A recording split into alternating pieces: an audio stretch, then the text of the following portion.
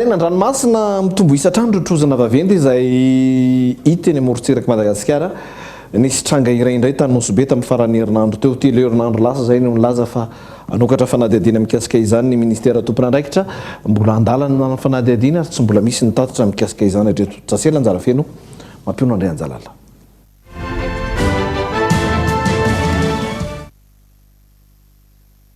Roa ambin'ny folo ny trozona na baleine maty taty amin'ny morontsiraka Madagasikara nanomboka tamin'ny fanombohan'ny taona 2024 ka hatramin'ny 14 septambra teo fotoana namoahan'ny ministera ny totanisa ofisialy farany.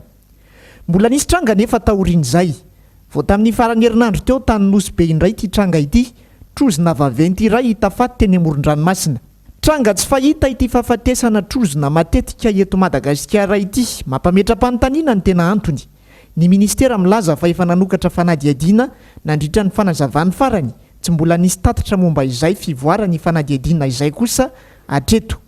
Raha ny fikarohana natao, voalazan'ireo siantifika fa ireto manaraka ireto ny antony mety mahafaty ny trozona any anaty ranomasina. Tsy ampy sakafo na tratry ny aretina, malnutrition ou maladie, olana amin'ny fomba fifindrany any anaty ranomasina andy, io lay antsoina hoe problème d'orientation.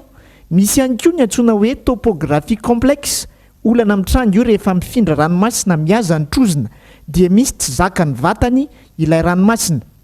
Mety ho vokatry ny loto any anaty ranomasina na akora simika ampiasain'ireo sambo dia ariana any anaty ranomasina, ireo indray no sokajiana hoe perturbation acoustique. Ary ny farany dia mety ho vokatry ny fisarahany amin'ny namany ihany koa, manao andiany ny trozona ary raha misy tafasaraka dia mety mitarika aretina aminy iny ary mety hahafaty azy. Izay indray lay antsoina hoe interaction sociale. Ireo no antony ara-tsiansa, tsy mahasakana ny aya samihafa nefa izany manoloana ity zava-mitranga ity. Mandeha indray ny fanehoan-kevitra sasany hoe sao trafika ny mahitahita indray zao zava-misy zao. Tsara ho fantatra fa vidiana lafo, mihoatra noho ny volamena hoy ny olona sasany, ireo zavatra hoan'ny trozona tsy levony ao anatiny na ilay antsoina hoe vomi de baleine, ombre gris. 4,000 € izany hoe manodidina ny 520 tapitrisa ariary anohan'ny iray kilao amin'izy io rehefa nojerena ny vidiny eo amin'ny tsena iray sam-pirenena. Ireo orinasa vaventy mpanao ranomanitra no mila azy io hitazonana fofona araka ny fanadihadiana natao. Mety misy ifandraisany amin'izay ve ity tranga eto Madagasikara ity? Andrasana ny vali ny fanadihadiana efa ataon'ny ministera amin'izao fotoana izao.